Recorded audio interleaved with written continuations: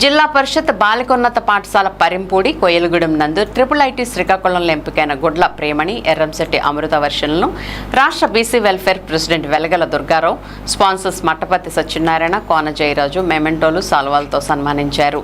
ఈ కార్యక్రమానికి BC welfare సభ్యులు కరోతు నారాయణ మాస్టరు, గుత్తల సత్యనారాయణ, బొక్క నరేంద్ర, వేసం రంగబాబు, పంది శ్రీను, రేవూరి ఉమామేశ్వరరావు పాల్గొన్నారు. విద్యార్థులందరూ వీరిద్దరిని స్ఫూర్తిగా తీసుకుని ఉన్నతంగా ఎదగాలని దీవించారు. పాఠశాల ప్రధానోపాధ్యాయుని నిమ్మలూరి ఉమాదేవి, పాఠశాల స్టాఫ్ విద్యార్థులను అభినందించారు.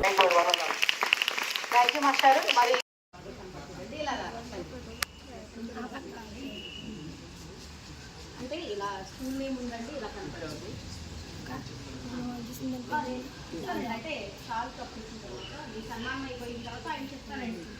మీ అందరికి ఒక్కొక్క నిమిషం మాట్లాడేది.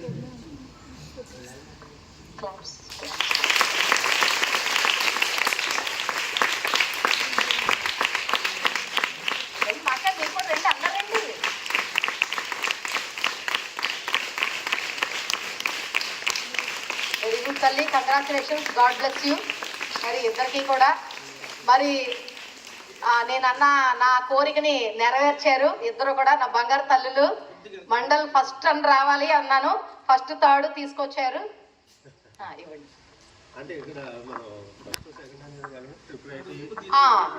ఐఐటీ సాధించారు, శ్రీకాకుళం ఐఐటీ సాధించారు. మెయిన్ అందుకోసం అంట. చూడండి,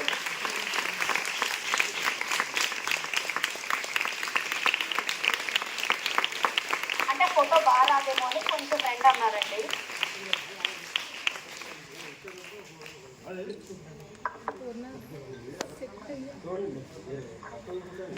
మరి చాలా సంతోషకరమైనటువంటి విషయం. ఎందుకంటే వైఎస్ రాజశేఖర రెడ్డి గారు ఆనాడు ఏర్పాటు చేసినటువంటి ఐఐటీల్లో మరి విజయం సాధించినటువంటి బీసీ విద్యార్థులకు అందరికీ కూడా జిల్లా వ్యాప్తంగా ఇలా సత్కరించేటటువంటి కార్యక్రమాన్ని ఆ రోజున మేము మొదలెట్టడం జరిగింది మా బీసీ వెల్ఫేర్ సొసైటీ తరఫున.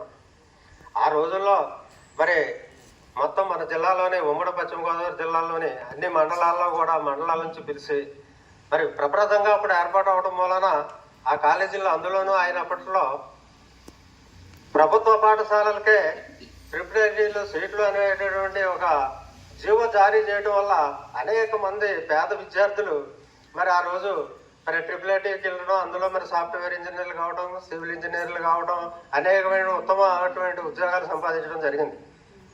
ఆ రోజు నుంచి ఈ రోజు వరకు కూడా ఈ కార్యక్రమాలని విడవకుండా మరి ప్రతి మండలంలోనూ చేయలేకపోతున్నా కనీసం మనకు పోలవరం నియోజకవర్గంలోనైనా చేయాలనే సదుద్దేశంతో మళ్ళీ ఇక్కడి నుంచి మళ్ళీ ప్రారంభించడం జరిగింది. గత 3 సంవత్సరాలుగా మన కొయ్యలగూడెం మండలంలో అయితే ఐఐటీలో సీట్లు వచ్చినటువంటి దాఖలాలు అయితే లేవు. ఈ సంవత్సరం మళ్ళీ రావడం చాలా సంతోషకరమైన విషయం. అందుకే మీ అందరికీ మీ తల్లిదండ్రులకు ఒకటే విజ్ఞప్తి చేస్తున్నాం, ప్రభుత్వ పాఠశాలలకు పిల్లల్ని పంపించండి. ప్రభుత్వ పాఠశాలలో అనేకమైన మౌలిక సమస్యలు అనేటువంటివి అన్నీ కూడా ఏర్పాటు చేయడం జరుగుతుంది.